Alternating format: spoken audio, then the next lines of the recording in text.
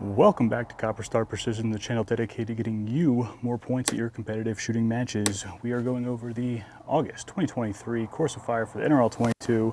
This is stage 4, probably the most complicated stage layout, and it's about 115 degrees out, so I need to film this video before my GoPro melts. This one is called Angles and Shapes. It's a 120-second stage, 10 rounds. It's basically 2 targets. I'll put the target size down here, but the same target, just 10 feet apart. It's a 2-inch at 70 yards. So there is a restriction on this stage. It says the bipod may be used, but may only touch the prop it is utilized for in that position. So you can't use it to prop yourself on the ground or anything that's not the prop that you have to engage. So let's go over the stage description. On the start signal, engage the targets left, then right as follows. Anywhere on the cinder blocks, 1 shot each. Middle of the lower tire, 1 shot each. Middle of the upper tire, 1 shot each. And peak of the rooftop, or as high as you can reach, 2 shots each. Now, it's interesting. Does that mean it is 2 shots left and 2 shots right, or left, right, left, right? I'm going to go with 2 left, 2 right. But that's something to ask the match director so that everyone's on the same page when the stage begins. So we have kind of a 3 cinder block thing here. We got 2 tires. I don't really have a rooftop. It's propped up on this folding table. But I do have this sawhorse in the back, which will act as kind of the peak of the rooftop. So that's what's going on back there. I know it's hard to get everything in frame. Keys to success on this stage, 10-round stage. It's a lot of awkward positions and movement, so definitely having a game plan going into the stage is extremely important. Probably simplifying gear is also very important. I'm going to show you a couple different strategies. I think the most obvious strategy is like a 1-bag solution, or if you're someone who's a fan of using a pump pillow, a 2-bag solution, but just having a big bag like this. This is the Armageddon Gear Sticky Game Changer. And so if you want to go prone, you'd probably go down here, maybe using this for rear support.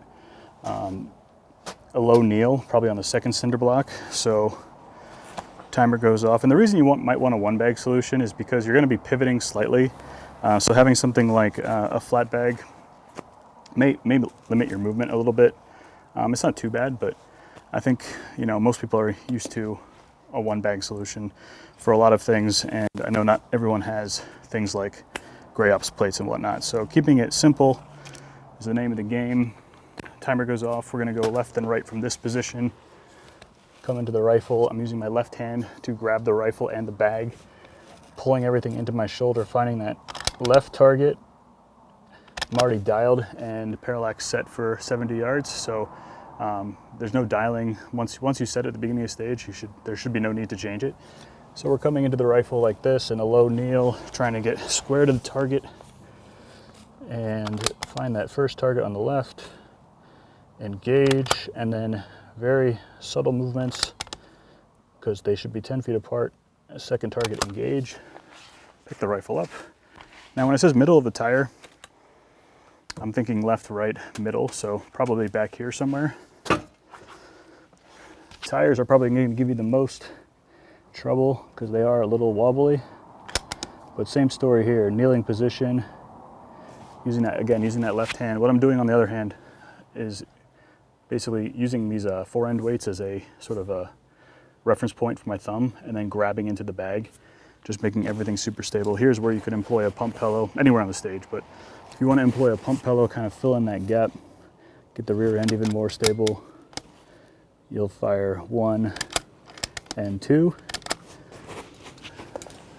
Pick the rifle up, over, up top here. This is probably a high kneel for most people. Same thing, if you want pump pillow, bring that with you. You can either do 2 knees down or 1 knee down, something like this. Find the 2 targets, engage, and then top of the sawhorse or rooftop, turning the bag so that the wedge goes over the rooftop peak, like that. Same story. Lost my scope cap, that's okay. Yeah, probably bring the pump pillow over here too. 2 left, then 2 right. So that's probably the simplest solution. Again, keeping the gear. Uh-oh, the ice cream man is here. I don't know if you can hear that in the background. So I'll be right back. No, I'm just kidding. 1-bag solution is probably the way to go. Pump pillow if you're liking to use that. And if you do want to use a bipod, you can get some creative stuff going on. Something like this. And what I would do is I would first kind of eyeball this like that, slide the bipod up on the Arca rail for front and rear support in the tires. It's still the middle of the tires, but essentially start the stage like this. And here I'd probably take a seated position with the pump pillow. This is extremely stable, multiple points of contact. Engage like this. Then when we get to the tire, I'd probably have another small rear bag come up here. And what's nice about the bipod, especially this one, it has the ability to tilt. Actually, it's pretty significantly tilt. So I can get level. I definitely want the rifle level. So I can come in here, rear bag. Ooh, that tire's hot. Simply engage, and like just having the rifle here by itself, it's already stable enough, right? So I don't have to impart much else on the rifle to make it go where it needs to go. So we'll come over the top here, try not to burn myself, left and right. And then same thing, we're just gonna move over. Similar story. Having the spiked feet really does help dig into the rubber. Again, front and rear support. Using the rear bag to get the elevation I need. Just like that. Left. Find the right target. Now, if you're going to use the bipod, you can still use it on the rooftop, the peak of the rooftop, or you can drop it at this point. If you want to use it on the rooftop, what you would do, and I'll pull this over here, maybe give you a better idea of what I'm talking about. I would take the same rear bag that I've been using, put it towards the front, put the bipod legs on top of it, like that. And here I can just use my hand as rear support. Ooh, can't kneel on the pavement, it's too hot.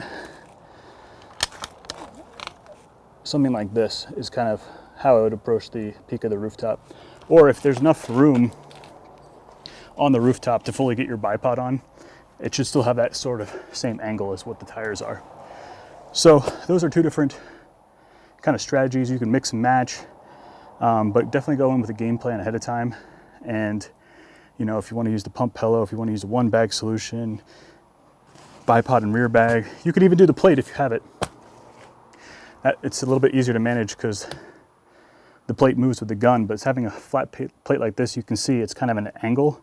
So in order to get the rifle straight up and down, you know, plumb, it's going to be awkward because you're only engaging just a part of the bag there. So you might be fighting the rifle, trying to twist it. You're imparting torque, and when you break the shot, that might send you off the left or off the right, depending. So this is one of those stages where I probably wouldn't use a plate. It'd be great for going prone or on the cinder blocks, but when you have an angle like this, I think it's, you know, it's nice to have a big bag that isn't quite full, so it kind of molds, and I have a bigger surface area so I can get the rifle level. I'm a definite fan of the 2 points of contact, but that might be a little bit more advanced than what some people are used to. But let me know down in the comments what you plan on doing, and let me know how it goes with the match. How to do these kind of out of order. I can really only film like 2 of these a day, 2 stages a day, because like I said, the GoPro overheats.